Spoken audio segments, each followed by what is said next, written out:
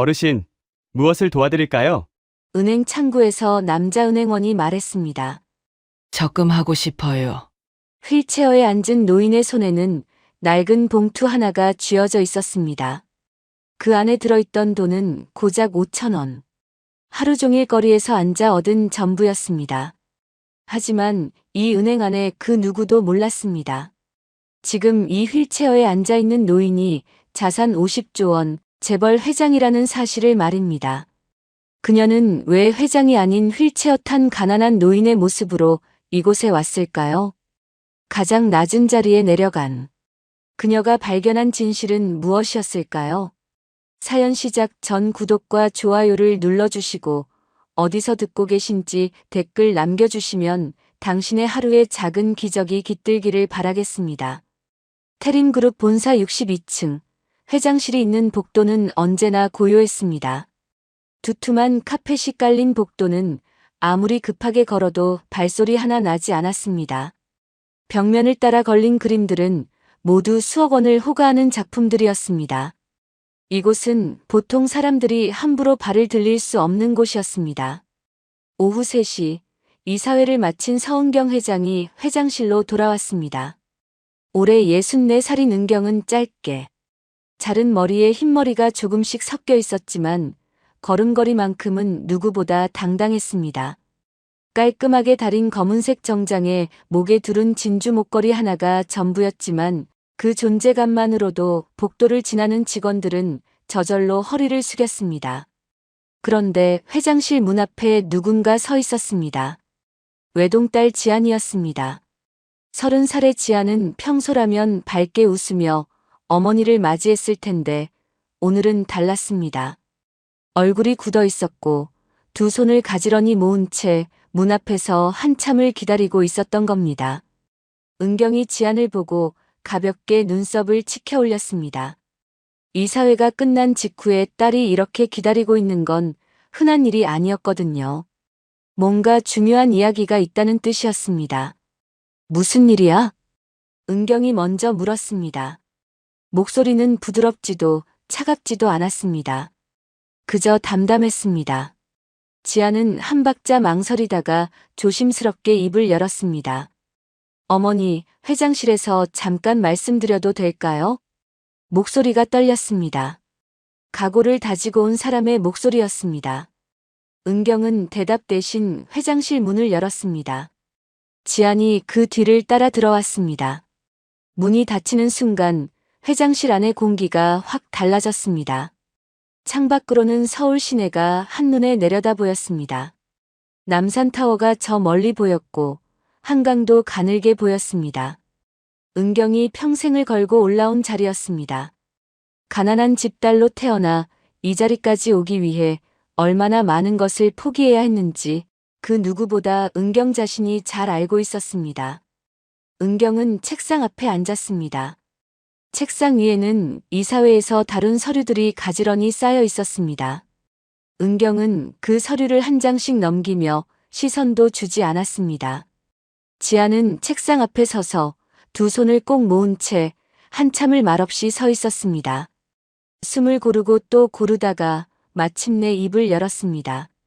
어머니, 드릴 말씀이 있어요. 은경은 서류를 넘기던 손을 멈추지 않았습니다. 고개도 들지 않았습니다. 그저 짧게 대답했습니다. 말해. 단 두 글자였지만 그 안에는 수십 년간 회사를 이끌어온 사람의 무게가 담겨 있었습니다. 지아는 다시 한번 숨을 깊이 들이마셨습니다. 그리고 천천히 또박또박 말했습니다. 제가요, 결혼을 생각하고 있는 사람이 있어요. 그제야 은경의 손이 멈췄습니다. 서류를 넘기던 손가락이 공중에서 멈춰 섰습니다. 하지만 놀라는 기색은 없었습니다. 오히려 차분하게 계산하듯이 물었습니다. 집안은 어디고 부모는 뭘 하시지? 재벌과 딸의 결혼에서 가장 먼저 확인해야 할 것들이었습니다. 은경에게 결혼은 사랑만으로 이루어지는 게 아니었습니다. 집안과 집안의 결합이었고 재산과 명예가 함께 움직이는 일이었습니다. 그건 당연한 수순이었습니다. 지아는 대답 대신 먼저 다른 말을 꺼냈습니다. 은행에서 근무하고 있어요.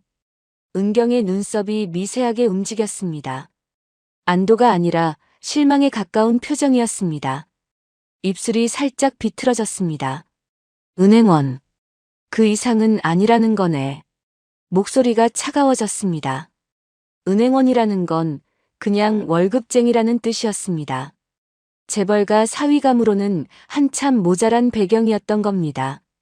은경의 머릿속에는 벌써 계산이 끝나 있었습니다. 고아원 출신 은행원이면 재산도 없을 것이고, 집안 배경도 없을 것이고, 인맥도 없을 겁니다. 짧은 침묵이 흘렀습니다. 지안의 손이 더 꽉 쥐어졌습니다. 손톱이 손바닥을 파고들 정도로 힘을 주고 있었습니다. 그리고 어렵게, 정말 어렵게 다음 말을 꺼냈습니다. 고아원에서 자랐어요. 은경의 손에서 서류가 떨어졌습니다. 탁 소리를 내며 책상 위에 내려앉았습니다. 은경은 천천히 고개를 들어 딸을 똑바로 쳐다봤습니다. 눈빛이 싸늘했습니다. 그 출신으로 우리 집안에 들어오겠다고. 목소리가 낮았습니다. 화를 내는 것도 아니었고 소리를 지르는 것도 아니었습니다. 그저 차갑고 단단하고 흔들림 없는 목소리였습니다. 그게 더 무서웠습니다. 소리를 지르는 화보다 이런 차가운 목소리가 훨씬 더 무서운 법이었습니다.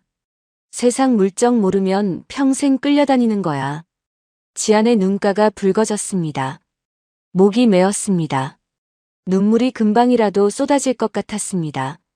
하지만 이번엔 참지 않았습니다. 처음으로 자신의 감정을 있는 그대로 드러냈습니다.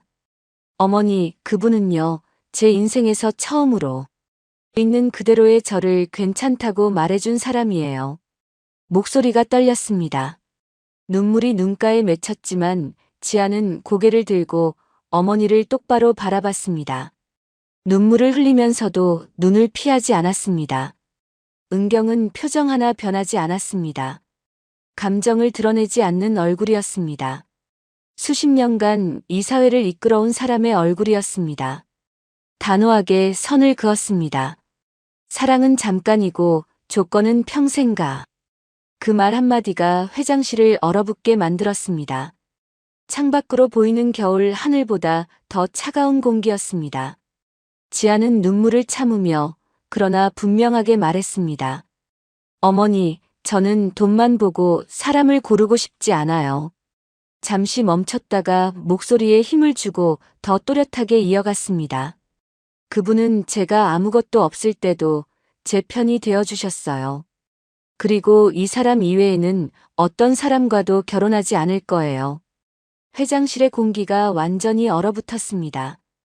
은경은 감정을 눌러 담은 채 짧게 말했습니다. 내가 직접 확인한다.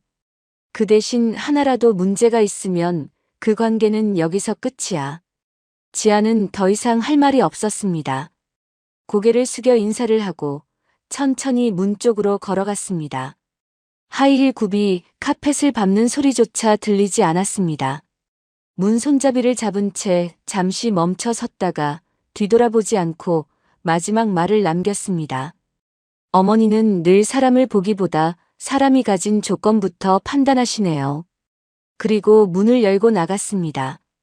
복도에 서 있던 비서들이 화들짝 놀라 고개를 숙였습니다. 지아는 아무도 쳐다보지 않고 복도를 걸어 나갔습니다. 등이 굽지 않았습니다. 눈물을 흘리면서도 당당했습니다. 회장실에 혼자 남은 은경은 한참을 그대로 앉아 있었습니다. 그리고 천천히 창밖을 바라봤습니다. 서울 시내가 한눈에 내려다 보였습니다. 저 아래 어딘가에 딸이 사랑한다는 남자가 있었습니다. 은경은 책상 서랍을 열어 태블릿을 꺼냈습니다. 며칠 전 비서에게 조사하라고 지시했던 자료였습니다. 화면을 켜자 한 남자의 뒷모습이 보였습니다. 얼굴은 나오지 않았습니다.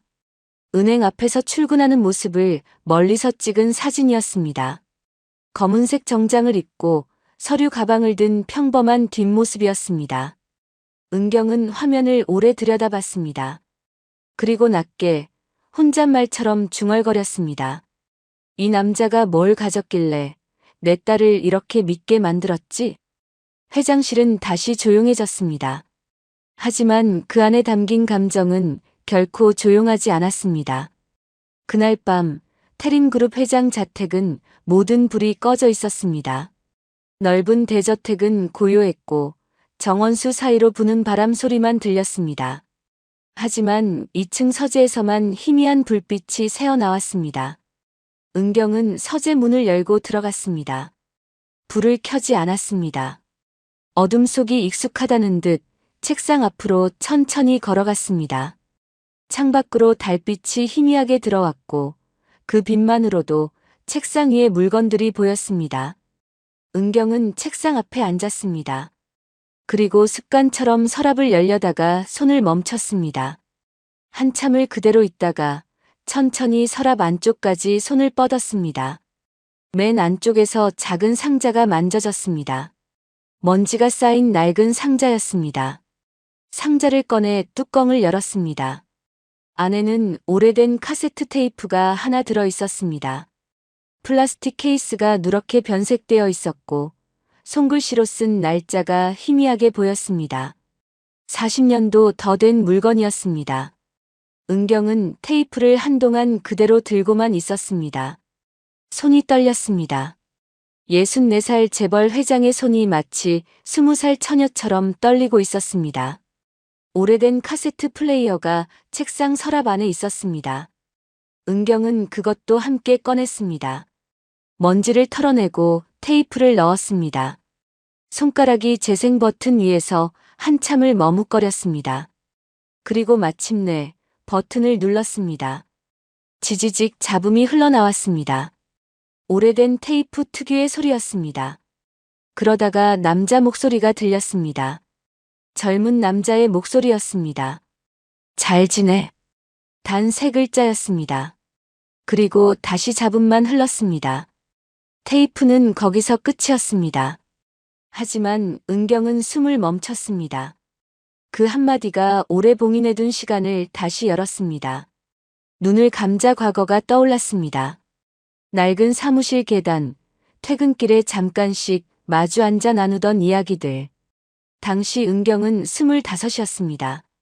작은 무역회사의 말단 사원이었고 그 남자는 같은 층 회계사무소에서 일했습니다. 둘 다 가난했습니다.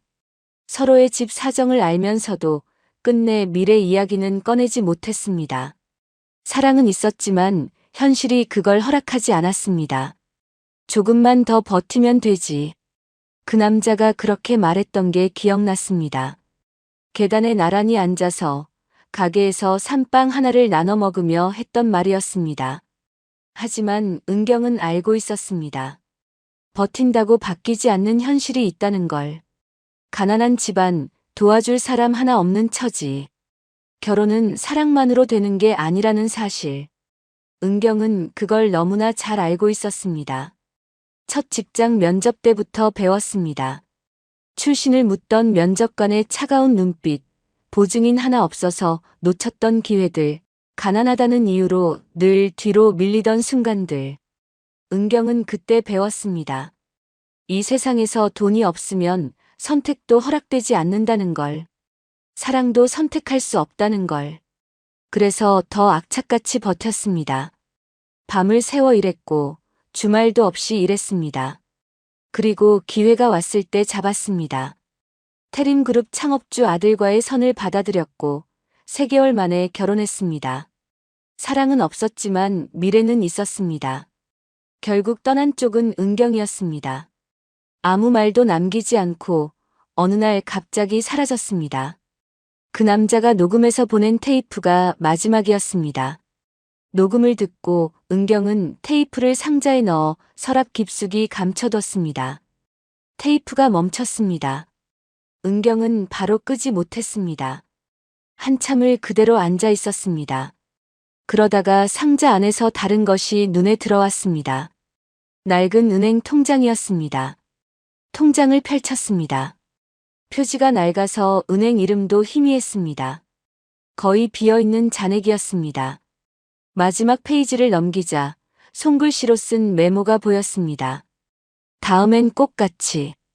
그 옆에 더 희미한 글씨가 있었습니다. 미안해. 은경은 통장을 펼친 채 한참을 바라봤습니다.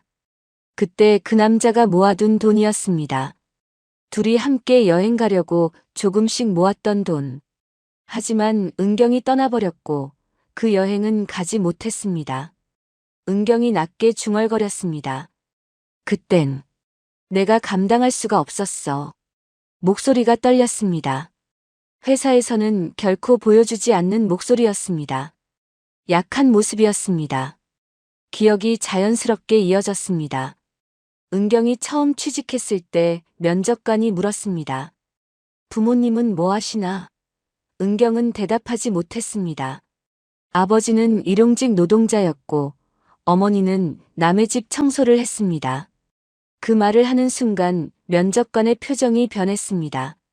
보증인 하나 없어서 전세집도 구하지 못했습니다. 좋은 자리가 나와도 연줄이 없어서 밀렸습니다. 가난하다는 이유로 늘 뒤로 밀리던 순간들이 있었습니다. 그래서 은경은 더욱 악착같이 살았습니다. 사랑보다 현실을 선택했습니다. 그렇게 지금의 자리에 올랐습니다. 은경은 통장을 천천히 덮었습니다. 그리고 문득 딸 지안의 얼굴이 떠올랐습니다.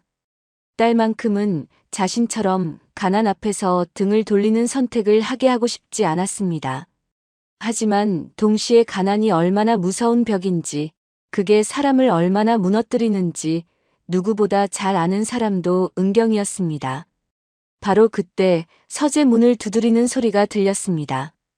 은경은 재빨리 통장과 테이프를 상자에 넣고 서랍을 닫았습니다. 그리고 불을 켰습니다. 들어오세요. 문이 열리고 비서가 조심스럽게 들어왔습니다. 40대 후반의 여비서였습니다. 은경 곁에서 15년을 함께 일한 사람이었습니다. 회장님, 늦은 시간에 죄송합니다. 요청하신 서류 가져왔습니다. 비서가 내민 파일을 받았습니다. 결혼 상대 뒷조사 서류였습니다. 은경은 익숙한 손놀림으로 서류를 넘겼습니다. 첫 페이지에 기본 인적 사항이 적혀 있었습니다. 이름은 김도윤, 나이는 35살. 직장은 미래은행 강남 지점이었습니다. 그 밑에 한 줄 한 줄 적힌 내용들이 눈에 들어왔습니다. 고아원에서 자랐고 가족이 없었습니다. 재산도 없었습니다. 하지만 대출 기록이 3번 있었고 3번 모두 제때 갚았다고 적혀 있었습니다. 은경의 시선이 잠시 멈췄습니다. 빚을 제때 갚았다는 말이 마음에 걸렸습니다. 돈이 없어도 약속은 지키는 사람이라는 뜻이었습니다. 은경은 서류 위에 아까 보던 낡은 통장을 겹쳐 올렸습니다. 과거의 자신과 지금의 딸이 같은 자리에 놓였습니다. 가난한 사람을 사랑했던 자신과 가난한 사람을 사랑하는 딸. 은경은 낮고 단단하게 말했습니다. 나는 가난을 이기려고 사랑을 내려놨어. 비서는 아무 말도 하지 않았습니다. 그저 조용히 서 있었습니다. 은경은 잠시 침묵했습니다. 그리고 결론을 내렸습니다. 그래서 더 확인해야 해. 저 남자가 이 현실을 버틸 사람인지, 그리고 내 딸을 지킬 수 있는 사람인지. 은경은 카세트 플레이어를 천천히 끄며 결심했습니다. 직접 보겠다고. 저 남자가 과연 어떤 사람인지, 돈 앞에서 어떤 태도를 보이는지, 약자 앞에서는 어떻게 행동하는지. 그날 밤 은경은 잠들지 못했습니다. 40년 전 사랑과 지금 딸의 사랑이 겹쳐 보였습니다. 다음 날 아침 은경은 비서에게 전화를 걸었습니다. 오늘 모든 공식 일정을 취소하세요. 비서가 놀란 목소리로 물었습니다. 회장님, 오전에 중요한 계약 건이 있으신데요. 은경은 단호하게 말했습니다. 다 미루세요. 오늘은 그 어떤 보고도 받지 않겠습니다. 전화를 끊고 은경은 회장실 안쪽 작은 방으로 들어갔습니다. 그곳은 은경만 사용하는 개인 공간이었습니다. 잠시 후 노크 소리가 들렸습니다. 들어오세요. 문이 열리고 비서실장이 들어왔습니다. 50대 중반의 남자였습니다. 은경이 회장이 되기 전부터 함께 일한 사람이었습니다. 손에는 검은색 가방을 들고 있었습니다. 비서실장이 낮은 목소리로 물었습니다. 회장님, 정말 진행하시겠습니까? 은경은 망설임 없이 고개를 끄덕였습니다. 비서실장은 가방을 책상 위에 올려놓고 천천히 열었습니다. 안에는 낡은 패딩 점퍼가 들어 있었습니다. 소매 끝이 해지고 색이 발해 있었습니다. 그 옆에는 오래된 운동화가 있었습니다. 밑창이 닳아서 한쪽이 기울어진 신발이었습니다. 낡은 지갑, 오래된 휴대폰, 때 묻은 장갑도 함께 들어 있었습니다. 그리고 접혀 있는 휠체어가 하나 더 있었습니다. 비서실장이 말했습니다. 필요하신 건 여기까지 준비했습니다. 그런데 회장님, 요양원을 선택하신 이유가? 은경이 창밖을 바라보며 천천히 말했습니다. 가족도 없고 돈도 없는 사람. 그 사람이 세상에서 어떻게 살아가는지 보려면 그런 분께 직접 여쭤봐야죠. 요양원에는 그런 분들이 계십니다. 평생 혼자 사신 분들이요. 비서실장은 고개를 끄덕이고 조용히 물러났습니다. 나가보세요. 혼자 있고 싶습니다. 비서실장이 나가고 은경은 혼자 남았습니다. 천천히 옷장 문을 열었습니다. 안에는 고급 정장들이 줄지어 걸려 있었습니다. 모두 수백만 원을 호가하는 옷들이었습니다. 은경은 그 옷들을 한쪽으로 밀어냈습니다. 낡은 패딩을 꺼냈습니다. 손에 쥔 순간 잠시 멈칫했습니다. 이 옷을 입는다는 건 단순히 옷을 갈아입는 게 아니었습니다. 자신의 신분을 완전히 내려놓는다는 의미였습니다. 은경은 거울 앞에 섰습니다. 거울 속에는 단정한 머리에 고급 정장을 입은 회장의 모습이 있었습니다. 은경은 천천히 정장 재킷을 벗었습니다. 그리고 낡은 패딩을 걸쳤습니다. 거울을 다시 봤습니다. 처음 마주하는 자신의 모습이었습니다.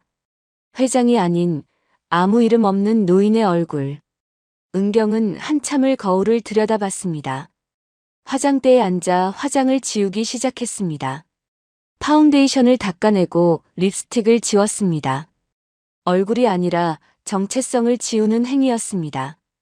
거울 속에서 점점 낯선 얼굴이 드러났습니다. 이제 휠체어를 펼칠 차례였습니다. 은경은 휠체어를 바라봤습니다. 평생 서서 걸어온 사람이었습니다. 누구 앞에서도 고개를 숙인 적 없는 사람이었습니다. 그런 사람이 이제 휠체어에 앉아야 했습니다. 천천히 휠체어에 몸을 실었습니다. 손잡이를 잡고 바퀴를 돌려봤습니다. 앞으로 가려 했는데 옆으로 틀어졌습니다. 방향을 바꾸는 것조차 쉽지 않았습니다. 바퀴가 문턱에 걸렸습니다. 은경은 숨을 고르며 낮게 혼잣말을 했습니다. 이게 생각보다 쉽지 않네. 몇 번을 연습했습니다. 앞으로 가고 뒤로 가고 방향을 틀었습니다. 그러다 중심을 잃고 휠체어가 기울었습니다. 비서실장이 급히 달려와 부축하려 했습니다. 은경이 손을 내저었습니다. 손대지 마세요. 은경은 스스로 중심을 잡고 다시 앉았습니다. 땀이 이마에 맺혔습니다. 평생 남의 도움 없이 살아온 사람이었습니다. 그런데 지금은 휠체어 하나도 제대로 다루지 못하고 있었습니다. 오후가 되어서야 은경은 차에 올랐습니다. 목적지는 서울 외곽의 한 요양원이었습니다. 차가 도심을 벗어나 좁은 골목길로 들어섰습니다. 오래된 건물들이 보였고 빨래가 걸린 옥상들이 눈에 들어왔습니다. 요양원 앞에 차가 멈췄습니다. 낡은 3층 건물이었습니다. 페인트가 벗겨진 외벽, 녹슨 철제 난간. 은경이 사는 세계와는 완전히 다른 곳이었습니다. 비서실장이 휠체어를 펼쳤습니다. 은경이 휠체어에 앉았습니다. 그리고 요양원 안으로 들어갔습니다. 복도는 조용했습니다. 바닥 타일이 낡아서 곳곳에 금이 가 있었습니다. 벽에는 오래된 달력이 걸려 있었고 형광등이 깜빡거렸습니다. 소독약 냄새가 났습니다. 복도 끝 창가에 한 노인이 앉아 있었습니다. 윤재순 71살이었습니다. 창밖을 바라보고 있었습니다. 은경이 천천히 다가갔습니다. 휠체어 바퀴 소리에 윤재순이 고개를 돌렸습니다. 주름진 얼굴에 온화한 눈빛이었습니다. 은경이 먼저 인사했습니다. 안녕하세요. 갑자기 찾아와 죄송합니다. 윤재순이 고개를 끄덕였습니다. 어서 오세요. 무슨 일로 오셨습니까? 은경은 숨을 고르고 솔직하게 말했습니다. 제대로 알고 싶은 사람이 있습니다. 잠시 말을 멈췄다가 이어갔습니다. 제 딸의 인생이 걸린 일입니다. 조건보다 그 사람이 어떤 사람인지 알고 싶습니다. 윤재수는 은경의 얼굴을 오래 바라봤습니다. 그 눈에는 계산보다 간절함이 먼저 보였습니다. 은경이 조심스럽게 말을 이었습니다. 그래서 어르신께 부탁을 드리러 왔습니다. 신분증을 잠시 빌려주실 수 있으실까요? 불법적인 일에 쓰는 게 절대 아닙니다. 단지 제가 평범한 노인이 되어 그 사람이 세상을 어떻게 대하는지 보고 싶습니다. 윤재순이 천천히 입을 열었습니다. 사람은 겉으로 보면 다 비슷해 보여도 속은 살아온 만큼 다르지요. 잠시 말을 고른 뒤 덧붙였습니다. 그걸 보려고 여기까지 오신 거라면 진심이 보입니다. 윤재수는 주머니에서 낡은 지갑을 꺼냈습니다. 지갑을 열어 신분증을 꺼냈습니다. 플라스틱이 오래되어 구부러진 신분증이었습니다. 은경에게 내밀며 말했습니다. 이건 빌려드리는 겁니다. 나쁜 일에 쓰시지 않을 거라 믿습니다. 그리고 조용히 덧붙였습니다. 대신 그 사람을 숫자로 재지는 마세요. 돈이 있고 없고가 아니라 마음을 보십시오. 은경은 그 말에 숨을 삼켰습니다. 가슴이 뜨거워졌습니다. 두 손으로 신분증을 받았습니다. 그리고 처음으로 고개를 깊이 숙여 인사했습니다. 말없이 허리를 굽혔습니다. 평생 누구에게도 이렇게 인사해 본 적이 없었습니다. 하지만 지금은 달랐습니다. 이 노인 앞에서 은경은 회장이 아니었습니다. 그저 딸을 걱정하는 한 사람의 어머니였습니다. 윤재순이 작은 미소를 지으며 말했습니다. 살다 보니 사람 하나 바로 보는 게 돈 버는 것보다 훨씬 어렵더군요. 은경은 요양원을 나섰습니다. 휠체어 손잡이를 잡은 손에 힘이 들어갔습니다. 누구의 도움 없이는 한 발짝도 나아갈 수 없는 자리. 태어나 처음 느끼는 감정이었습니다. 의존이라는 낯선 감각. 은경은 차에 오르지 않고 그대로 거리로 나갔습니다. 비서실장이 놀라 물었습니다. 회장님, 어디로 가시렵니까? 은경이 대답했습니다. 저 혼자 가겠습니다. 따라오지 마세요. 그렇게 은경은 휠체어를 탄 채 서울거리로 혼자 나갔습니다. 50조 재벌 회장이 아닌 윤재순이라는 이름을 빌린 한 명의 노인으로요. 은경은 휠체어를 탄 채 서울 시내 한복판으로 나왔습니다. 지하철역 근처였습니다. 사람들이 바쁘게 오가는 거리였습니다. 회사원들이 커피를 들고 걸어가고 학생들이 무리지어 지나갔습니다. 은경은 휠체어를 세웠습니다. 건물벽 옆 사람들의 시선이 닿는 곳이었습니다. 하지만 그 누구도 멈춰 서지 않는 곳이기도 했습니다. 휠체어를 탄 채 그 자리에 앉으려 하자 주변 상인들의 차가운 시선이 느껴졌습니다. 역가게 주인이 문 앞에 서서 팔짱을 끼고 이쪽을 쳐다봤습니다. 불편한 표정이었습니다. 은경은 무릎 위에 작은 종이컵을 하나 올렸습니다. 낡은 패딩 주머니에서 꺼낸 컵이었습니다. 손이 떨렸습니다. 평생 누군가에게 손을 벌려본 적이 없는 사람이었습니다. 이 사회에서 수조 원짜리 계약을 결정할 때도 손 하나 떨리지 않았던 사람이었습니다. 그런데 지금 빈 컵 하나를 무릎에 올리는데 손이 떨렸습니다. 말이 나오지 않았습니다. 평생 사람들 앞에서 연설도 하고 기자회견도 했던 사람이었습니다. 그런데 지금은 한마디도 할 수가 없었습니다. 그저 고개를 숙인 채 앉아 있을 뿐이었습니다. 시간이 흘렀습니다. 1시간, 2시간. 사람들이 지나갔습니다. 누군가는 못 본 척 고개를 돌렸습니다. 누군가는 힐끗 보고는 빠르게 걸음을 옮겼습니다. 은경 앞을 지나던 한 남자는 휴대폰을 꺼내 귀에 대고 통화하는 척했습니다. 눈을 마주치지 않으려는 행동이었습니다. 지나가던 젊은 여자가 멈춰 섰습니다. 주머니에서 동전 몇 개를 꺼내 컵에 넣었습니다. 땡그랑 소리가 났습니다. 그리고 말했습니다. 힘내세요. 은경은 고개를 숙여 인사했습니다. 허리를 굽혀 깊이 숙였습니다. 처음으로 고개를 숙이는 자신에게 충격이 왔습니다. 평생 고개를 들고 살았던 사람이었습니다. 누가 인사를 해도 가볍게 고개만 끄덕였던 사람이었습니다. 그런데 지금은 허리를 굽히고 있었습니다. 그 순간 은경은 깨달았습니다. 이 자리에서 자신은 고개를 들 수 있는 사람이 아니라는 걸, 도움을 받는 쪽이라는 걸. 점심시간이 지났습니다. 사람들이 더 많아졌습니다. 하지만 대부분은 그냥 지나쳤습니다. 발걸음을 빠르게 하거나 아예 다른 쪽을 보며 걸었습니다.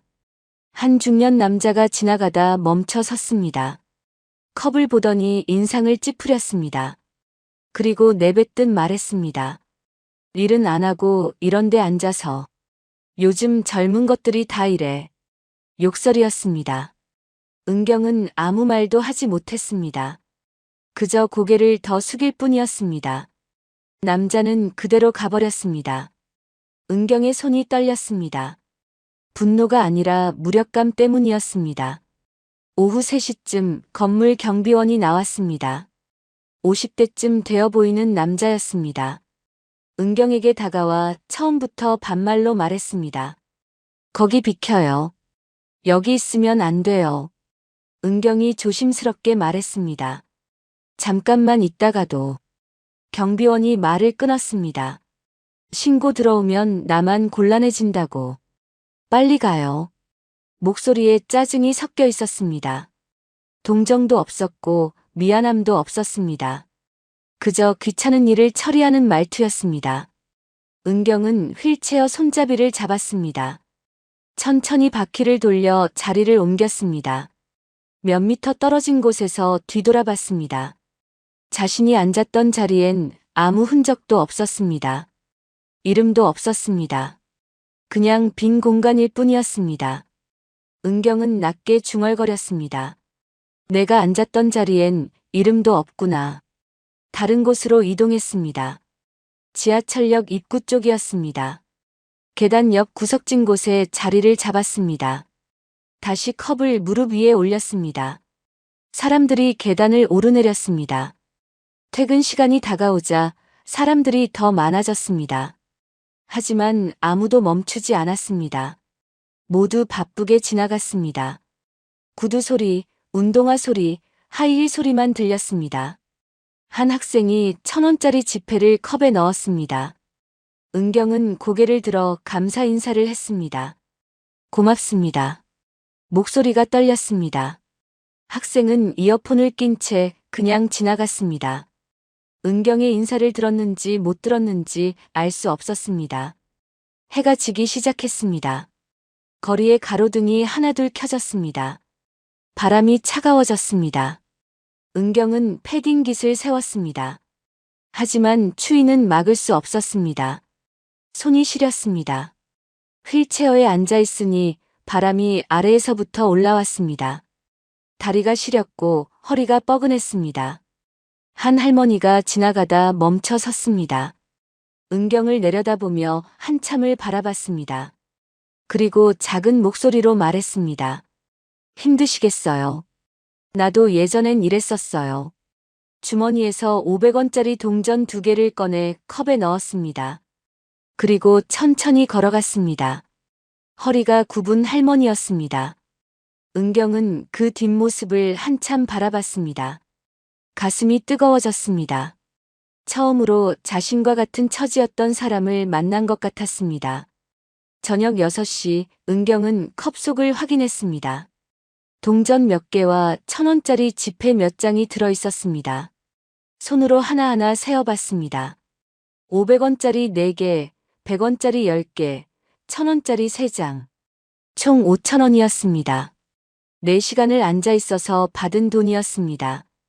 아니, 번 게 아니라 받은 돈이었습니다.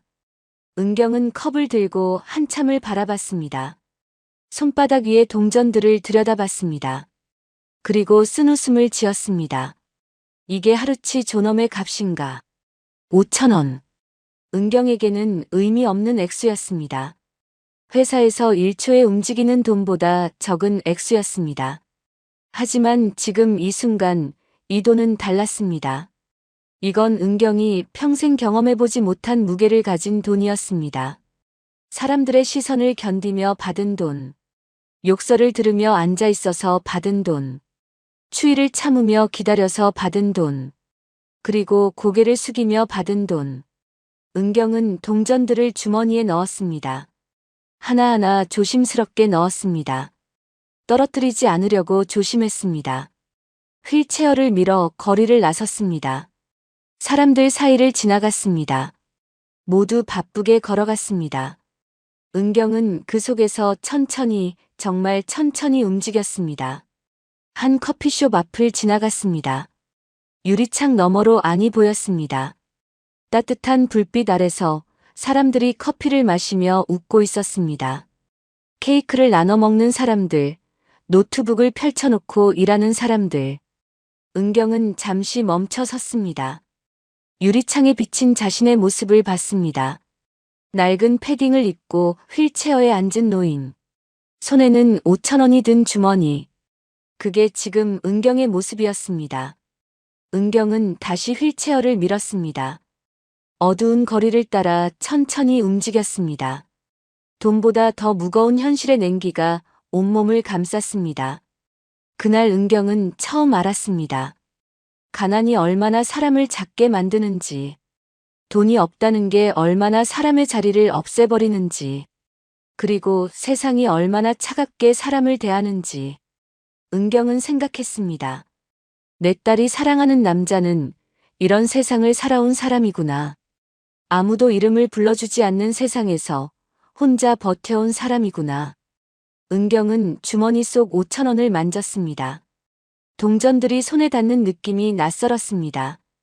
그리고 다음 목적지를 향해 휠체어를 밀었습니다. 미래은행 강남 지점. 딸이 사랑하는 남자가 일하는 곳. 이제 직접 만나볼 차례였습니다. 다음 날 오전 은경은 미래은행 강남 지점 앞에 섰습니다. 휠체어를 탄 채였습니다. 유리문 너머로 은행 안이 보였습니다. 깨끗한 대리석 바닥, 밝은 조명, 정장을 입은 직원들. 은경이 평소에 다니던 VIP 전용 창구와는 달랐지만 그래도 익숙한 풍경이었습니다. 은경은 심호흡을 했습니다. 그리고 은행 입구로 다가갔습니다. 자동문 앞에 섰는데 문이 열리지 않았습니다. 센서가 휠체어 바퀴를 인식하지 못하는 것 같았습니다. 은경은 손을 흔들어 봤습니다. 앞뒤로 조금 움직여도 봤습니다. 그래도 문이 열리지 않았습니다. 당황스러웠습니다. 평소라면 은경이 은행에 들어설 때 지점장이 직접 나와서 문을 열어주었습니다. 하지만 지금은 자동문조차 열리지 않았습니다. 그때 뒤에서 누군가 다가왔습니다. 정장을 입은 젊은 남자였습니다. 서류 가방을 든 회사원 같았습니다. 남자가 문 옆 버튼을 눌러줬습니다. 문이 열렸습니다. 은경은 고개를 숙여 인사했습니다. 고맙습니다. 남자는 대답 없이 그냥 들어갔습니다. 얼굴도 보지 않았습니다.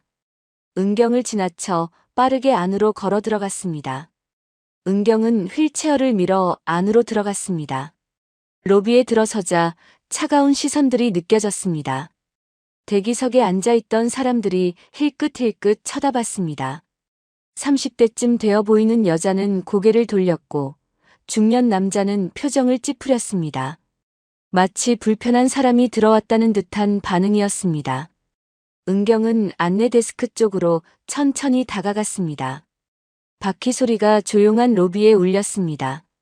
안내 데스크에는 20대로 보이는 여직원이 앉아 있었습니다. 컴퓨터 화면을 보고 있다가 은경이 다가가자 고개를 들었습니다. 눈빛이 순간 흔들렸습니다. 은경이 조심스럽게 말을 꺼냈습니다. 적금을 하나 들고 싶은데요. 주머니에서 작은 봉투를 꺼냈습니다. 어제 받은 5,000원이 들어있는 봉투였습니다. 봉투를 열어 책상 위에 올려놓았습니다. 동전과 1,000원짜리 지폐 몇 장이 보였습니다. 지폐는 구겨져 있었고 동전은 낡아 보였습니다. 안내 직원의 얼굴이 굳었습니다. 돈을 제대로 세어보지도 않은 채 눈썹을 찌푸렸습니다. 그리고 차갑게 말했습니다. 이런 건 창구 이용이 어렵습니다. 은경이 다시 물었습니다. 그럼 어디로 가야 합니까? 안내 직원이 말없이 저쪽을 턱짓했습니다. 키오스크가 있는 쪽이었습니다. 기계로 하세요. 목소리에 불친절함이 묻어났습니다. 짜증이 섞인 말투였습니다. 은경은 잠시 말을 잇지 못했습니다. 휠체어를 탄 채 키오스크로 가는 것조차 쉽지 않았습니다. 키오스크는 서서 사용하게 만들어진 높이였고 화면의 글씨는 작았습니다. 휠체어에 앉은 사람이 사용하기엔 너무 불편한 구조였습니다. 은경은 키오스크 앞까지 갔습니다. 화면을 올려다봤습니다. 버튼들이 보였지만 무슨 버튼인지 잘 보이지 않았습니다. 손을 뻗어봤지만 닿지 않았습니다. 주변에서 사람들이 쳐다봤습니다. 은경은 그대로 돌아섰습니다. 은경은 아무 말 없이 번호표 기계로 갔습니다. 종이가 나왔습니다. 번호는 34번이었습니다. 대기석으로 가서 앉았습니다. 전광판을 올려다봤습니다. 현재 진행 중인 번호는 21번이었습니다. 대기 인원은 12명이라고 나와 있었습니다. 은경은 조용히 앉아서 기다렸습니다. 주변 사람들이 휴대폰을 보거나 서류를 들여다보고 있었습니다. 은경은 그저 무릎 위에 놓인 봉투를 바라봤습니다. 5,000원. 어제 4시간을 앉아서 받은 돈. 30분쯤 지났을까요? 은경은 전광판을 다시 확인했습니다. 번호는 28번이었습니다. 그런데 이상했습니다. 대기 인원이 15명으로 늘어나 있었습니다. 아까는 12명이었는데 말입니다. 은경은 자신의 번호표를 다시 확인했습니다. 34번. 그대로였습니다. 하지만 대기 인원이 늘었다는 건 자신보다 뒤에 온 사람이 먼저 처리되고 있다는 뜻이었습니다. 잠시 후 정장을 입은 남자가 들어왔습니다. 비서로 보이는 여자가 함께였습니다. 남자는 번호표를 뽑지도 않았습니다. 안내 직원이 재빨리 일어나 남자에게 다가갔습니다. 공손하게 인사했습니다. 어서 오세요. 이쪽으로 안내해드리겠습니다. 남자는 대기석을 거치지 않고 바로 창구로 안내받았습니다. VIP 고객이었던 겁니다. 전광판이 다시 바뀌었습니다. 29번. 그리고 갑자기 35번으로 건너뛰었습니다. 은경의 34번이 빠진 겁니다. 은경은 당황했습니다. 실수인가 싶어 전광판을 계속 지켜봤습니다. 하지만 36번, 37번으로 계속 이어졌습니다. 34번은 호출되지 않았습니다. 은경은 다시 안내 데스크로 다가갔습니다. 낮은 목소리로 물었습니다. 저기요. 제 번호가 빠진 것 같은데요. 번호표를 보여줬습니다. 손이 떨렸습니다. 안내 직원은 컴퓨터 화면을 잠깐 보더니 시선을 피한 채 짧게 답했습니다. VIP 고객이 먼저라서요. 그 말 한마디였습니다. 설명도 없었고 미안하다는 말도 없었습니다. 당연하다는 듯이 말했습니다. 눈도 마주치지 않았습니다. 은경의 가슴이 묵직해졌습니다. VIP 고객이 먼저. 돈이 많은 사람이 먼저. 그게 이곳의 규칙이었습니다. 돈의 크기가 사람의 순서를 바꾸는 순간이었습니다. 은경은 알고 있었습니다. 자신이 평소에 은행에 갔을 때 늘 먼저 안내받았다는 걸. 다른 사람들이 기다리고 있어도 자신이 먼저였다는 걸. 하지만 그게 누군가의 순서를 빼앗는 거라고는 생각해 본 적이 없었습니다. 은경은 대기석 옆에 앉아있던 노인을 봤습니다.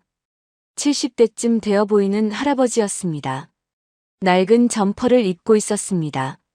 할아버지가 은경에게 작게 말을 걸었습니다. 여기선 돈 없으면 투명인간이에요. 목소리에 체념이 묻어 있었습니다. 오랜 세월 이런 일을 겪어온 사람의 목소리였습니다. 은경은 그 말에 아무 대답도 하지 못했습니다. 목이 메었습니다. 처음으로 느끼는 감정이었습니다. 마침내 은경의 번호가 불렸습니다. 전광판에 창구 번호가 떴습니다. 3번 창구. 담당자는 김도윤이라고 적혀 있었습니다. 은경은 휠체어를 밀어 3번 창구로 갔습니다. 가슴이 뛰었습니다.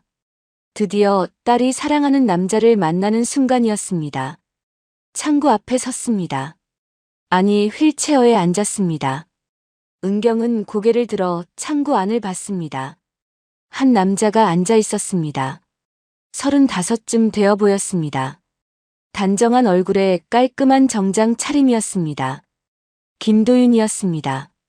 도윤이 고개를 들어 은경을 바라봤습니다.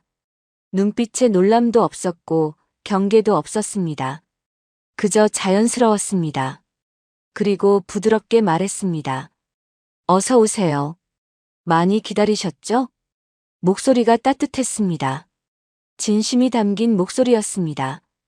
은경이 오래 기다렸다는 걸 알고 있었습니다. 은경은 그 목소리를 듣는 순간 무언가를 느꼈습니다. 이 사람은 다르다는 걸. 지금까지 만난 사람들과는 다르다는 걸. 은경은 떨리는 손으로 봉투를 꺼냈습니다. 도윤은 아무 말 없이 그 돈을 두 손으로 받았습니다. 한 손이 아니라 두 손으로 받았습니다. 마치 귀한 물건을 다루듯 조심스러웠습니다. 봉투 안에서 돈을 꺼냈습니다. 구겨진 1,000원짜리 지폐 3장, 500원짜리 동전 4개, 100원짜리 동전 10개. 도윤은 그 돈을 책상 위에 가지런히 펼쳐놓았습니다. 지폐부터 정리했습니다. 구겨진 지폐를 한 장 한 장 펴서 각도를 맞췄습니다. 손길이 정성스러웠습니다. 급하지 않았습니다. 그리고 동전들을 옆으로 가지런히 모아뒀습니다. 크기별로, 금액별로 정리했습니다. 은경은 그 모습을 지켜봤습니다. 도윤의 손길을 봤습니다. 5,000원을 정리하는 그 손길이 마치 500만 원을 다루는 것처럼 조심스러웠습니다. 도윤이 고개를 들어 은경을 바라봤습니다. 눈을 마주쳤습니다. 그리고 부드럽게 물었습니다. 적금으로 하시면 이렇게 기록 남겨드릴 수 있어요. 매달 조금씩 넣으시면 됩니다. 말투가 공손했습니다. 존댓말이었습니다. 반말을 쓰지 않았습니다. 주변 다른 창구에서는 노인 고객에게 반말하는 소리가 들렸지만 도윤은 달랐습니다. 은경이 조심스럽게 물었습니다. 이렇게 적은 돈도 괜찮습니까? 목소리가 떨렸습니다. 진짜 궁금해서가 아니었습니다. 도윤의 대답을 듣고 싶었습니다. 도윤이 잠깐 손을 멈추고 은경을 바라봤습니다. 눈빛이 따뜻했습니다. 그리고 말했습니다. 돈이 적고 많은 건 중요하지 않습니다. 잠시 멈췄다가 이어갔습니다. 어르신 돈이잖아요. 그 말 한마디에 은경의 가슴이 뜨거워졌습니다. 어르신 돈. 액수가 중요한 게 아니라 누구의 돈인가가 중요하다는 말이었습니다.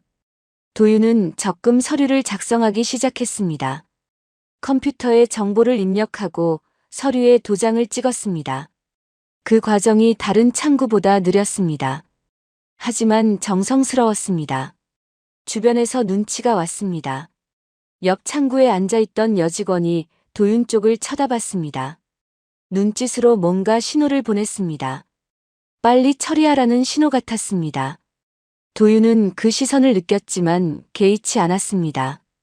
은경에게 집중했습니다. 적금 통장이 나왔습니다. 도윤이 통장을 은경에게 건넸습니다. 두 손으로 건넸습니다. 여기 어르신 이름으로 나왔습니다. 매달 이 통장 가지고 오시면 돼요. 은경이 통장을 받았습니다. 손이 떨렸습니다. 윤재순이라는 이름이 적혀 있었습니다. 빌린 이름이었지만 지금 이 순간만큼은 진짜처럼 느껴졌습니다. 도윤이 자리 아래에서 무언가를 꺼냈습니다. 서랍 같았습니다. 은경은 무엇을 꺼내는지 궁금했습니다. 도윤의 손에 삶은 계란 2개와 따뜻한 캔커피가 들려 있었습니다. 도윤이 그것을 은경 앞에 조심스럽게 놓았습니다. 밖에 많이 추우시죠? 도윤이 말했습니다. 빈속이면 더 힘드실까 봐요. 은경은 예상치 못한 행동에 당황했습니다. 입이 떠지지 않았습니다. 은행 창구에서 고객에게 음식을 주는 경우는 본 적이 없었습니다. 아니, 왜 이런 걸? 은경이 말을 잇지 못했습니다. 도윤이 머쓱하게 웃으며 말했습니다. 저희 어머니 생각이 나네요. 목소리가 잠깐 낮아졌습니다. 그리고 이어갔습니다. 어머니가 겨울엔 이거 드시면 좋아하셨거든요. 은경의 손이 멈췄습니다. 그 말 속에 담긴 의미를 알았습니다. 어머니가 좋아하셨다는 과거형. 지금은 안 계신다는 뜻이었습니다. 은경이 조심스럽게 물었습니다. 어머니가 계셨습니까? 도윤이 잠시 침묵했습니다. 그리고 작게 미소 지으며 말했습니다. 지금은 안 계세요. 하늘에 계시죠. 목소리에 슬픔이 묻어 있었습니다. 하지만 억지로 밝게 말하려는 게 느껴졌습니다. 은경은 캔커피를 손에 쥐었습니다. 따뜻했습니다. 손을 녹여주는 온기였습니다. 하지만 그보다 더 따뜻한 건 도윤의 마음이었습니다. 이 사람은 은경을 불쌍해서 도와주는 게 아니었습니다. 동정이 아니었습니다. 그저 당연하게 챙기는 거였습니다. 사람을 대하는 태도였습니다. 은경은 삶은 계란을 보며 물었습니다. 제가 받아도 되는 겁니까? 손이 떨렸습니다. 도윤이 대답했습니다. 물론이죠. 제가 드리고 싶어서 드리는 거예요. 그리고 덧붙였습니다. 제가 껍질 까드릴까요? 은경의 손이 더 떨렸습니다. 그 세심함에 놀랐습니다. 휠체어에 앉은 노인이 계란 껍질 까기 어려울 수 있다는 걸 생각한 겁니다. 은경이 고개를 저었습니다. 괜찮습니다. 목소리가 떨렸습니다. 눈시울이 뜨거워졌습니다. 은경은 캔커피를 손에 쥔 채 멍하니 앉아 있었습니다. 처음으로 느끼는 감정이었습니다.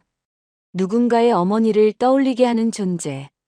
은경은 평생 누군가에게 그런 존재였던 적이 없었습니다. 회장이었고 경영자였고 협상가였습니다. 하지만 누군가의 어머니처럼 대접받은 적은 없었습니다. 도윤이 말했습니다. 천천히 드시고 가세요. 밖에 추우니까 좀 쉬었다 가셔도 돼요. 은경은 고개를 숙여 인사했습니다. 고맙습니다. 목소리가 잠겼습니다. 더 이상 말을 할 수가 없었습니다. 도윤이 다음 고객을 부르기 전에 은경에게 한 번 더 말했습니다. 다음 달에 또 뵙겠습니다. 건강 조심하세요. 은경은 휠체어를 천천히 돌렸습니다. 창구를 떠났습니다. 손에는 통장과 캔커피, 그리고 삶은 계란이 들려 있었습니다. 은행 로비 한쪽 의자에 앉았습니다. 캔커피 뚜껑을 땄습니다. 김이 모락모락 올라왔습니다. 한 모금 마셨습니다. 따뜻했습니다. 계란 껍질을 까기 시작했습니다. 손이 떨려서 잘 까지지 않았습니다. 계란이 아니라 마음이 떨리는 것 같았습니다. 은경은 그제야 깨달았습니다. 이 남자가 딸의 마음을 얻은 이유를. 돈이나 배경이 아니라 태도였습니다. 사람을 대하는 마음이었습니다. 겉모습이나 형편이 아니라 사람 자체를 보는 눈. 그게 김도윤이라는 사람이었습니다. 은경은 계란을 한 입 베어 물었습니다. 삼키기가 어려웠습니다. 눈물이 나올 것 같았습니다. 첫 번째 시험은 통과했습니다. 하지만 은경은 알고 있었습니다. 진짜 시험은 이제부터라는 걸. 일주일 후 은경은 다시 미래은행을 찾았습니다. 이번에도 휠체어를 탄 채였습니다. 손에는 봉투가 들려 있었습니다. 이번엔 7,000원이 들어 있었습니다. 일주일 동안 거리에서 받은 돈이었습니다. 은행 안으로 들어갔습니다. 번호표를 뽑고 대기석에 앉았습니다. 전광판을 봤습니다. 오늘도 대기 인원이 많았습니다. 30분쯤 기다렸을까요? 은경의 번호가 불렸습니다. 이번에도 3번 창구였습니다. 김도윤 창구였습니다. 은경은 휠체어를 밀어 창구로 갔습니다. 도윤이 고개를 들어 은경을 봤습니다. 그리고 환하게 웃으며 말했습니다. 어서 오세요. 또 오셨네요. 반가운 목소리였습니다. 일주일 전에 본 고객을 기억하고 있었습니다. 은경이 봉투를 꺼냈습니다. 도윤이 받아서 돈을 세었습니다. 이번에도 한 장 한 장 정성스럽게 펴서 정리했습니다. 7,000원을 적금 통장에 입금했습니다. 그리고 도윤이 말했습니다. 어르신, 혹시 스마트폰 뱅킹 사용하세요? 은경이 고개를 저었습니다. 아니요, 그게 뭔지 잘 모르겠습니다. 도윤이 고개를 끄덕였습니다. 요즘엔 은행에 안 오셔도 휴대폰으로 통장 확인하고 송금도 할 수 있어요. 제가 도와드릴까요? 은경은 잠시 망설였습니다. 그리고 고개를 끄덕였습니다. 사실 은경은 스마트폰을 능숙하게 다룰 수 있었습니다. 하지만 지금은 아닌 척해야 했습니다. 주머니에서 오래된 휴대폰을 꺼냈습니다. 도윤에게 건넸습니다. 이걸로 되는 겁니까? 도윤이 휴대폰을 받아봤습니다. 네, 충분히 되세요. 어플 깔아드릴게요. 도윤이 휴대폰을 조작하기 시작했습니다. 어플을 내려받고 설치했습니다. 그리고 은경에게 휴대폰을 돌려주며 설명했습니다. 여기 이 화면 보이시죠? 여기 누르시면 됩니다. 은경은 일부러 서툰 척했습니다. 손을 떨며 화면을 눌렀습니다. 하지만 엉뚱한 곳을 눌렀습니다. 화면이 꺼졌습니다. 아이고, 이게 안 되네요.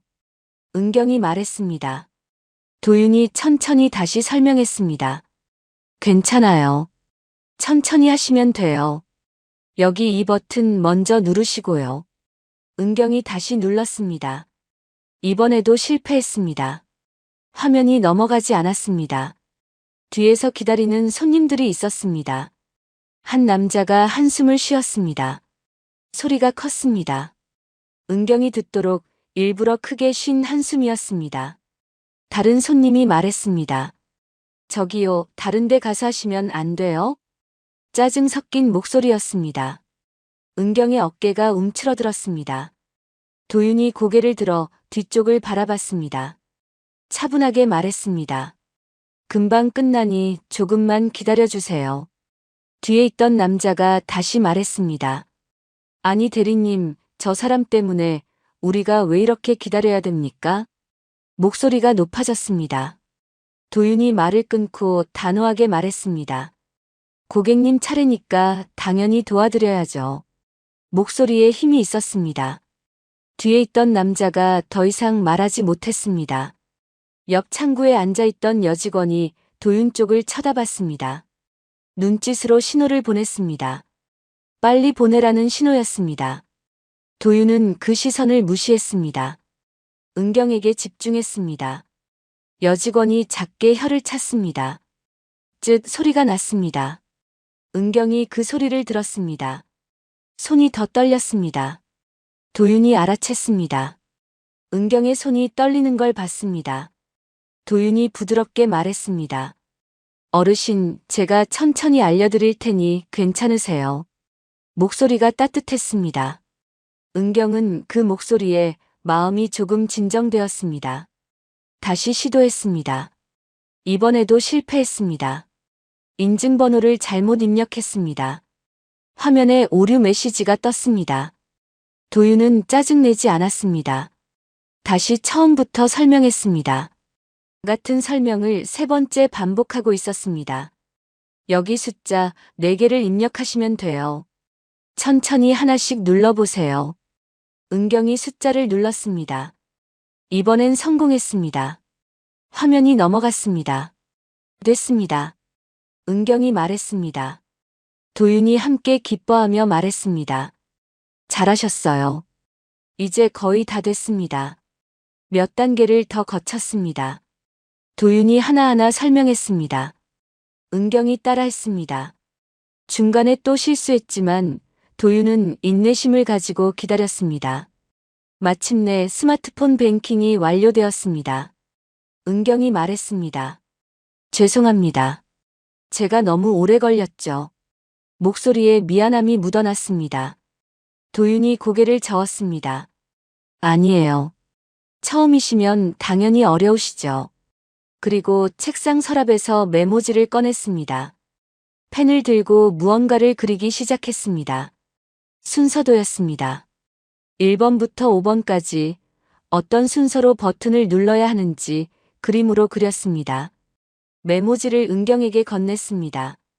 집에 가셔서 이거 보시면서 연습하세요. 모르시는 거 있으면 다음에 오셔서 물어보시고요. 은경은 메모지를 받았습니다. 두 손으로 받았습니다. 메모지를 들여다봤습니다.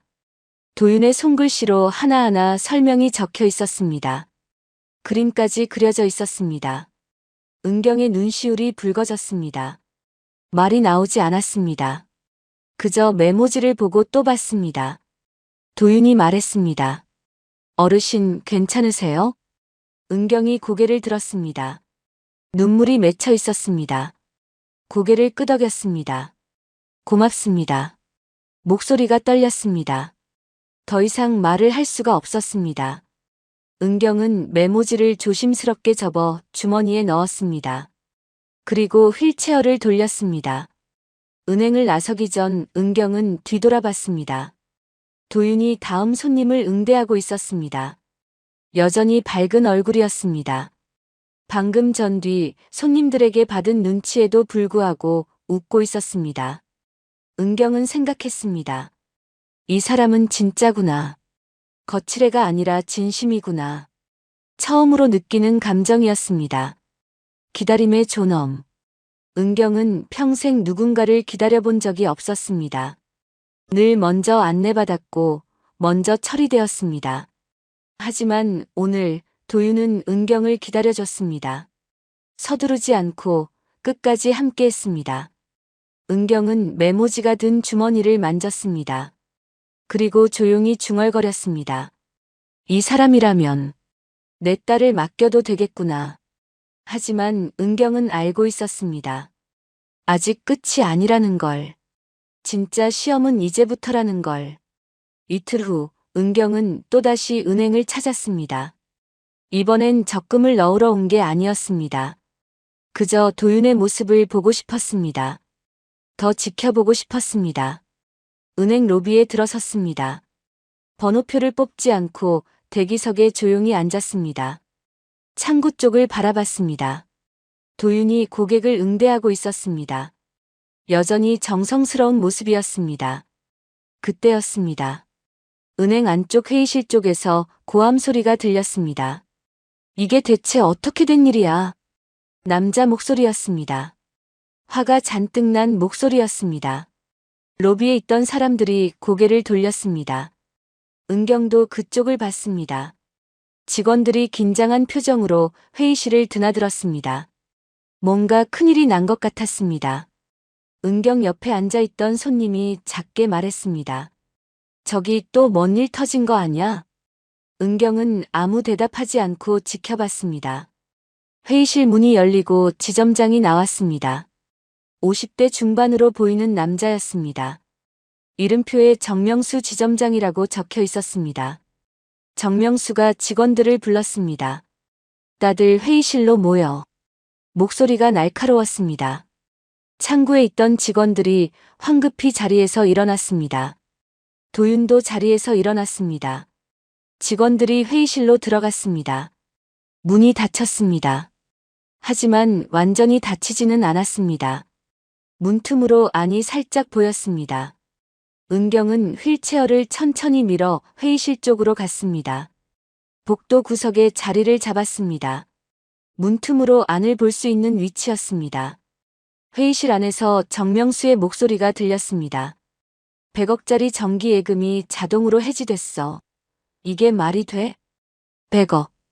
엄청난 금액이었습니다. 은경도 놀랐습니다. 정명수가 계속 말했습니다. 고객이 지금 미친 듯이 화내고 계셔. 이거 누구 책임이야? 회의실 안이 조용해졌습니다. 아무도 대답하지 못했습니다. 한 여직원이 조심스럽게 말했습니다. 저 연장 승인 요청을 드렸었는데 회신이 없으셔서요. 목소리가 떨렸습니다. 정명수가 버럭 소리를 질렀습니다. 내가 언제 안 했다고 했어? 시스템 탓하지 말고. 여직원이 더 이상 말하지 못했습니다. 은경은 문틈으로 그 장면을 지켜봤습니다. 정명수가 거짓말을 하고 있다는 걸 알 수 있었습니다. 정명수가 회의실을 둘러봤습니다. 그리고 시선을 멈췄습니다. 도윤을 보고 있었습니다. 김대리. 도윤이 대답했습니다. 네, 지점장님. 정명수가 물었습니다. 이건 담당이 김대리 맞지? 도윤이 잠시 망설였습니다. 서류를 확인하는 듯 했습니다.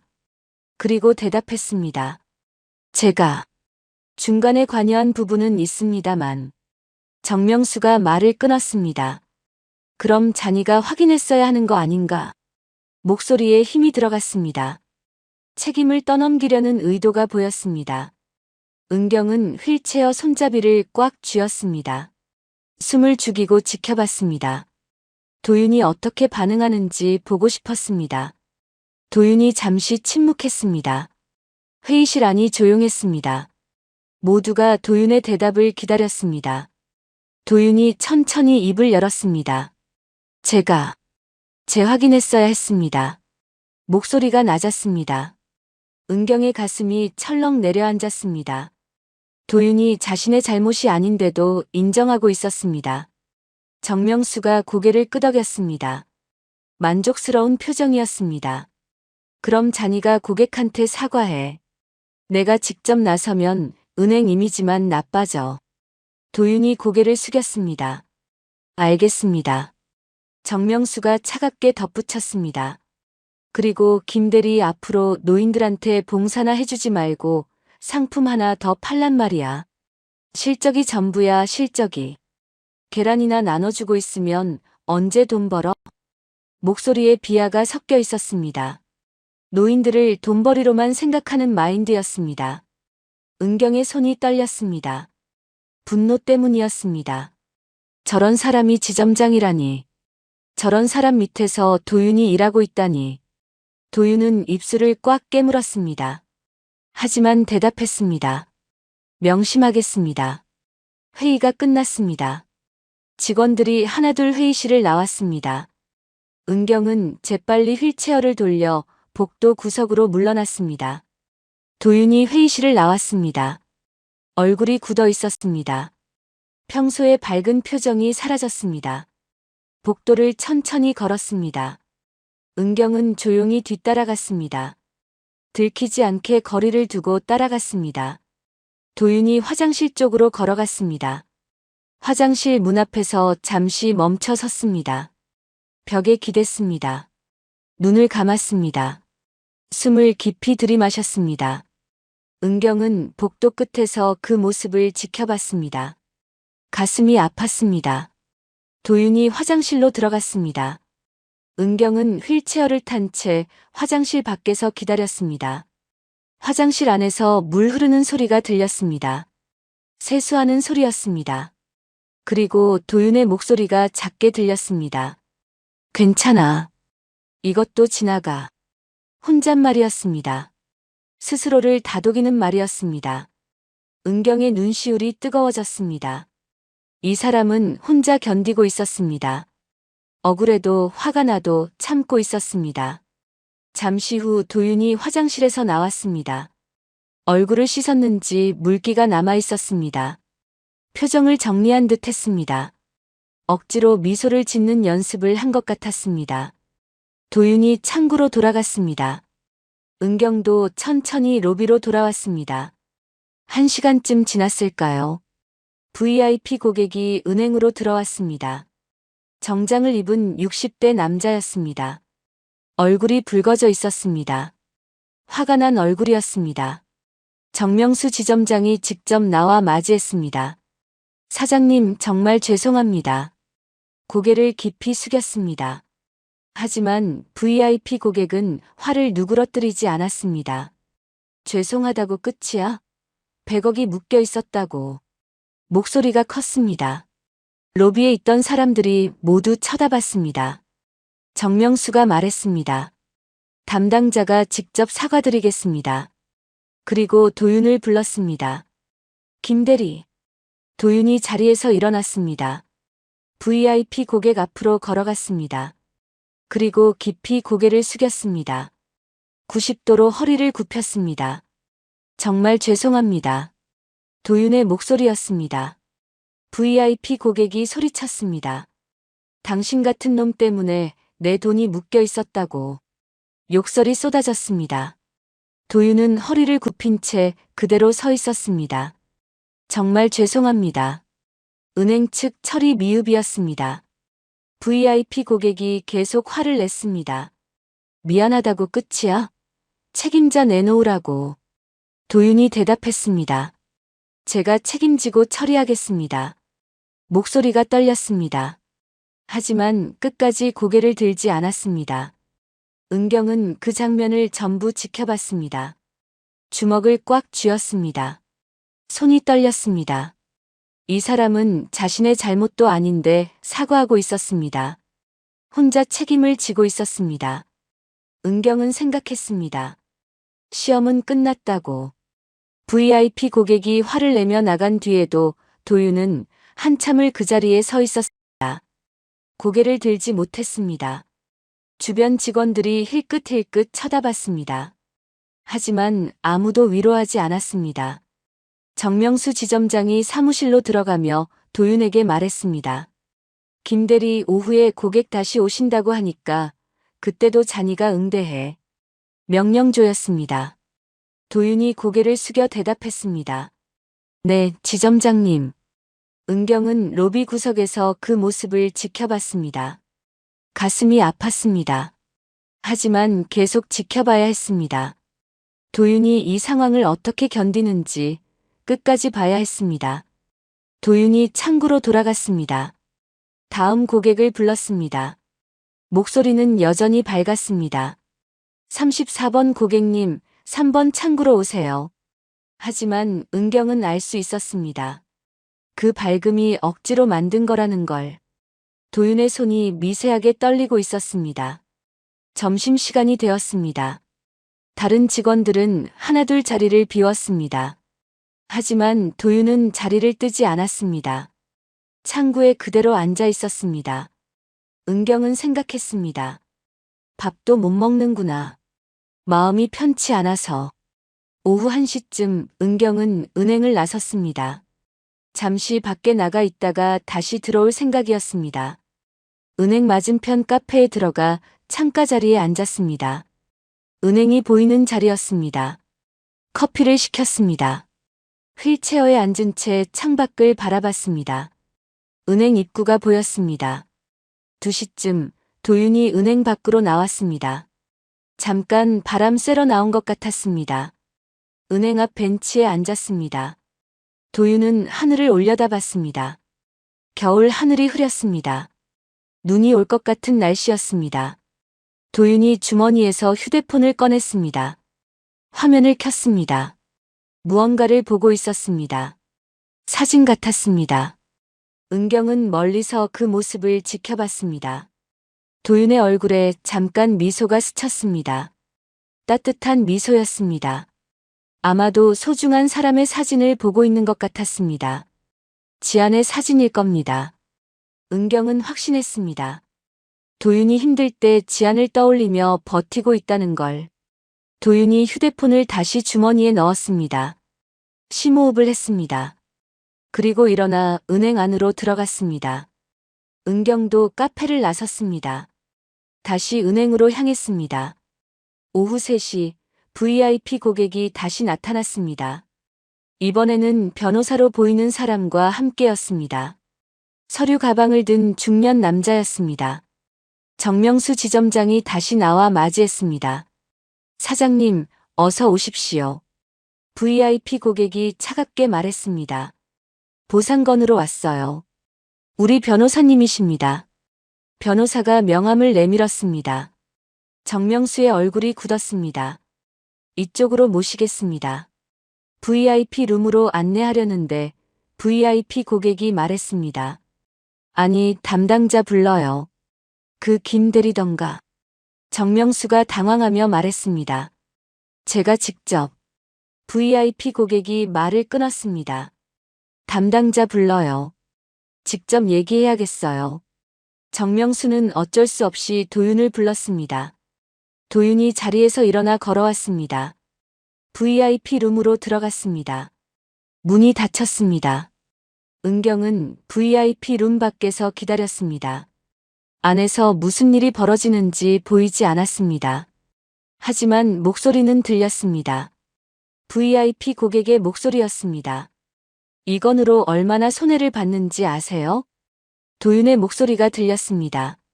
정말 죄송합니다. 변호사의 목소리가 들렸습니다. 손해배상 청구할 수 있습니다. 은행 측 과실이 명백하니까요. 도윤이 대답했습니다. 은행에서 책임지고 보상해드리겠습니다. VIP 고객이 소리쳤습니다. 당신이 뭘 책임져요?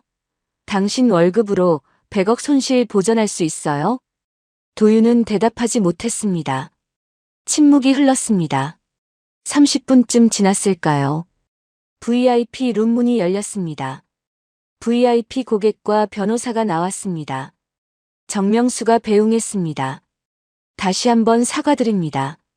최대한 보상해드리겠습니다. VIP 고객은 대답 없이 나갔습니다. 정명수가 긴 한숨을 쉬었습니다. 그리고 VIP 룸 안으로 들어가 도윤에게 말했습니다. 김대리, 당분간 조용히 지내. 실적도 신경 쓰고. 차갑게 말하고는 나갔습니다. 도윤은 VIP 룸에 혼자 남았습니다. 의자에 앉아 한참을 그대로 있었습니다. 은경은 VIP 룸 밖에서 조용히 기다렸습니다. 도윤이 나오기를 기다렸습니다. 잠시 후 도윤이 나왔습니다. 얼굴이 창백했습니다. 하지만 표정을 관리하려 애쓰고 있었습니다. 도윤이 화장실로 걸어갔습니다. 은경은 또다시 화장실 밖에서 기다렸습니다. 화장실 안에서 물 흐르는 소리가 들렸습니다. 세수하는 소리였습니다. 그리고 도윤의 목소리가 작게 들렸습니다. 괜찮아. 이것도 지나가. 힘내. 스스로에게 하는 말이었습니다. 은경의 눈에 눈물이 맺혔습니다. 도윤이 화장실에서 나왔습니다. 거울을 보며 얼굴을 정리했습니다. 억지로 미소를 지어봤습니다. 한 번, 두 번. 미소 연습을 했습니다. 그리고 창구로 돌아갔습니다. 자리에 앉아 다음 고객을 불렀습니다. 38번 고객님, 3번 창구로 오세요. 목소리가 밝았습니다. 평소와 똑같았습니다. 아무 일도 없었던 것처럼 고객을 맞이했습니다. 어서 오세요. 오래 기다리셨죠? 웃는 얼굴이었습니다. 진심 어린 미소였습니다. 은경은 그 모습을 보며 눈물을 참았습니다. 이 사람은 자신의 고통을 고객에게 보이지 않았습니다.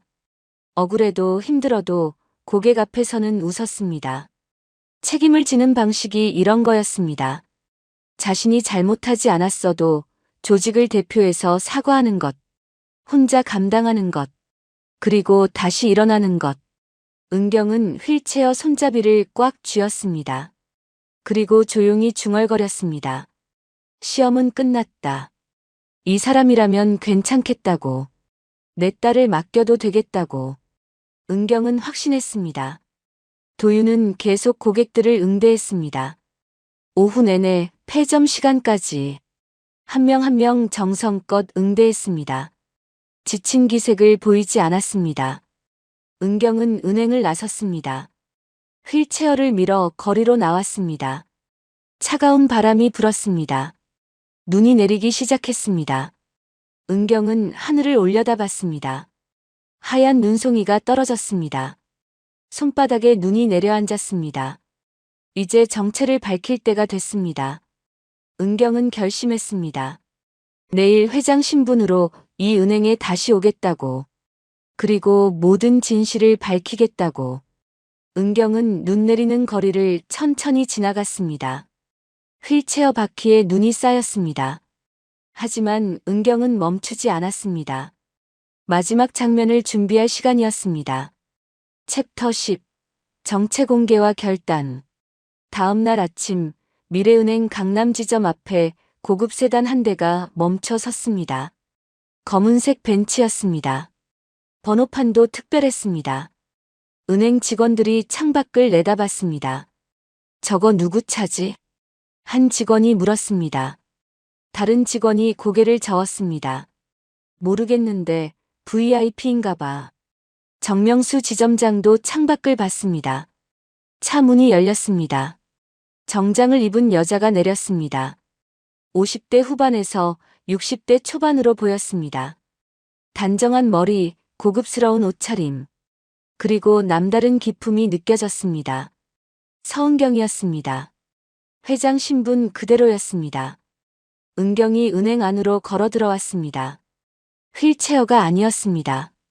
똑바르게 서서 걸어왔습니다. 하이힐 소리가 로비에 울렸습니다. 안내 데스크 직원이 황급히 일어나 인사했습니다. 어서 오십시오. 은경이 말했습니다. 지점장실로 안내해 주시죠. 목소리에 힘이 있었습니다.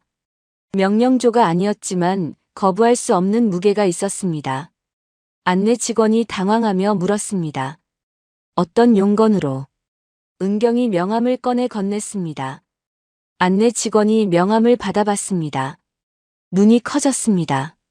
테림그룹. 회장님? 손이 떨렸습니다. 안내 직원이 재빨리 지점장실로 달려갔습니다. 잠시 후 정명수 지점장이 황급히 나왔습니다. 얼굴이 긴장으로 굳어 있었습니다. 회장님, 어서 오십시오. 이쪽으로 모시겠습니다. 은경은 대답 없이 지점장실로 걸어갔습니다. 정명수가 황급히 뒤따랐습니다. 지점장실 문이 닫혔습니다. 은경이 의자에 앉았습니다. 정명수는 맞은편에 조심스럽게 앉았습니다. 무슨 일로 오셨는지. 은경이 가방에서 태블릿을 꺼냈습니다.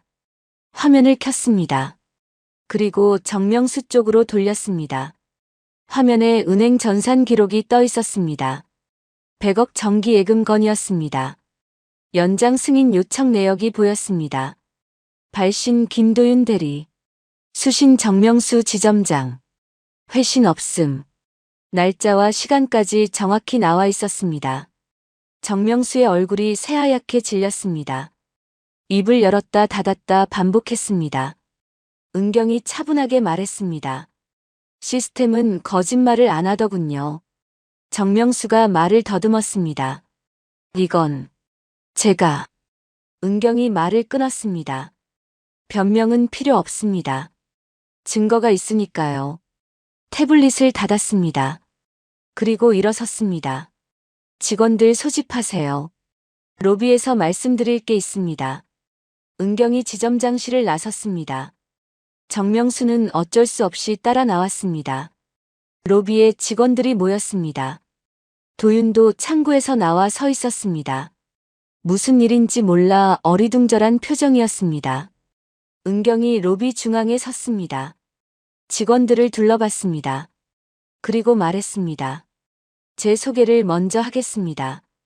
저는 테림그룹 회장 서은경입니다. 직원들이 술렁였습니다. 서로 눈치를 봤습니다. 은경이 계속 말했습니다. 며칠 전부터 이 은행을 방문했습니다. 다만 회장이 아니라 다른 모습으로요. 은경이 손짓으로 신호를 보냈습니다. 비서가 노트북을 열었습니다. 로비에 설치된 스크린에 영상이 재생되기 시작했습니다. CCTV 영상이었습니다. 휠체어를 탄 노인이 은행에 들어오는 모습, 번호표를 뽑는 모습, 키오스크 앞에서 망설이는 모습, 창구 앞에서 구겨진 지폐를 꺼내는 모습. 직원들의 눈이 커졌습니다. 안내데스크 직원의 얼굴이 하얗게 질렸습니다. 영상이 계속 재생되었습니다. 번호표가 조작되는 장면. VIP 고객이 먼저 처리되는 장면. 휠체어를 탄 노인이 한참을 기다리는 장면. 그리고 3번 창구 앞. 김도윤이 구겨진 지폐를 한 장 한 장 펴는 모습. 삶은 계란과 캔커피를 건네는 모습. 도윤이 화면을 보다가 은경을 봤습니다. 눈이 마주쳤습니다. 도윤의 입이 벌어졌습니다. 믿을 수 없다는 표정이었습니다. 영상이 끝났습니다. 은경이 직원들을 천천히 둘러봤습니다. 그리고 말했습니다. 저는 이곳에서 투명인간이었습니다. 돈이 없다는 이유로 순서에서 밀렸고 키오스크로 가라는 말을 들었고 기다림의 가치조차 인정받지 못했습니다. 안내데스크 직원이 고개를 숙였습니다. 얼굴이 창백했습니다. 은경이 도윤을 바라봤습니다. 그리고 천천히 걸어가 도윤 앞에 섰습니다. 하지만 한 사람만은 달랐습니다. 도윤은 여전히 상황을 파악하지 못한 표정이었습니다. 은경이 작게 미소 지으며 말했습니다. 며칠 전 삶은 계란 주신 분 기억하십니까? 도윤의 눈이 더 커졌습니다. 은경의 얼굴을 자세히 봤습니다. 그리고 깨달았습니다. 어르신. 아니, 회장님? 목소리가 떨렸습니다. 은경이 고개를 끄덕였습니다. 나를 사람으로 본 건 당신뿐이었어요. 은경의 목소리가 따뜻했습니다.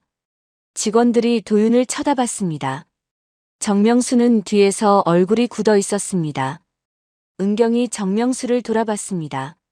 지점장님, 100억 건은 제가 직접 본사에 보고하겠습니다. 전산 기록과 함께요. 정명수는 아무 말도 하지 못했습니다. 은경이 다시 도윤을 봤습니다. 김도윤 대리님, 잠시 이야기 좀 나눌 수 있을까요? 도윤이 고개를 끄덕였습니다. 두 사람은 VIP 룸으로 들어갔습니다. 문이 닫혔습니다. 은경이 먼저 말했습니다. 제 딸 아시죠? 도윤이 놀라 물었습니다. 지안 씨를요? 은경이 고개를 끄덕였습니다. 제 외동딸입니다. 도윤은 말을 잇지 못했습니다. 은경이 계속 말했습니다. 딸이 당신과 결혼하고 싶다고 했을 때 저는 반대했습니다. 조건이 맞지 않는다고 생각했죠. 잠시 멈췄다가 이어갔습니다. 하지만 제가 틀렸습니다. 사람은 조건으로 재는 게 아니라 태도로 봐야 하는 거였어요. 도윤의 눈에 눈물이 맺혔습니다. 은경이 말했습니다. 제 딸과 결혼하십시오. 제가 허락합니다.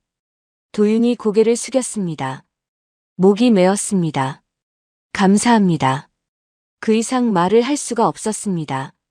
며칠 후 태림그룹 회장 자택. 넓은 응접실에 은경이 앉아 기다리고 있었습니다. 초인종이 울렸습니다. 집사가 문을 열었습니다. 도윤과 지안이 함께 들어왔습니다. 두 사람은 긴장한 표정으로 응접실로 들어왔습니다. 은경이 일어나 맞이했습니다. 앉으세요. 도윤과 지안이 나란히 앉았습니다. 잠시 침묵이 흘렀습니다. 은경이 먼저 말을 꺼냈습니다. 도윤 씨, 제 딸과 결혼하십시오. 제가 허락합니다. 지안의 눈에 눈물이 맺혔습니다. 도윤이 당황하며 말했습니다. 하지만 저는... 은경이 말을 끊었습니다. 조건은 이미 받습니다. 당신의 마음을요. 지안이 어머니를 바라봤습니다. 은경이 딸에게 말했습니다. 엄마가 틀렸어. 사람을 조건으로 재는 게 아니라 태도로 봐야 하는 거였어. 지안이 눈물을 흘렸습니다. 은경에게 다가가 안겼습니다. 모녀가 처음으로 눈을 맞추며 미소 지었습니다. 은경은 창가로 걸어갔습니다. 정원이 내려다 보였습니다. 손에는 작은 물건이 쥐어져 있었습니다. 삶은 계란 하나였습니다. 도윤이 준 것을 지금까지 간직하고 있었습니다. 은경이 낮게 중얼거렸습니다. 저 자리엔 내가 있었지. 40년 전 가난했던 자신, 그리고 지금 딸이 사랑하는 가난한 남자. 은경은 이제 알았습니다. 가난의 벽이 아니라 사람의 태도가 인생을 지킨다는 것을. 겨울 해가 정원을 비쳤습니다. 따뜻한 빛이었습니다. 오늘 이야기 함께 해주셔서 감사합니다. 다음 이야기로 다시 찾아뵐 수 있도록 구독과 좋아요 부탁드립니다. 오늘도 함께 해주셔서 감사합니다.